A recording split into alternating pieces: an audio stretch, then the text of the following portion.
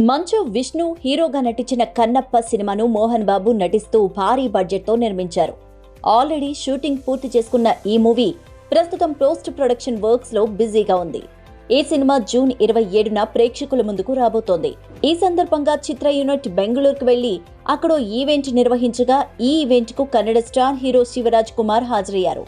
ఈ ఈవెంట్ లో భాగంగా మోహన్ బాబు మాట్లాడుతూ ఈ సినిమా వాస్తవానికి శివరాజ్ కుమార్ చేయాల్సిందని, కానీ ఆయన డేట్స్ అందుబాటులో అవ్వక విష్ణుతో చేయాల్సి వచ్చిందన్నారు.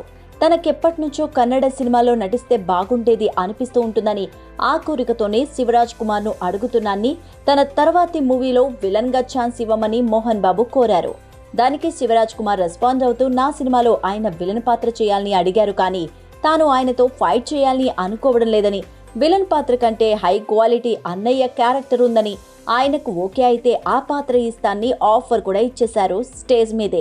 కన్నప్ప లాంటి కథను సినిమాగా తీసినందుకు విష్ణుపై గౌరవం పెరిగిందని చెప్పిన శివరాజ్ కుమార్ తప్పకుండా తాను జూన్ 27న టికెట్ కొని కన్నప్ప సినిమా చూస్తానని వెల్లడించారు.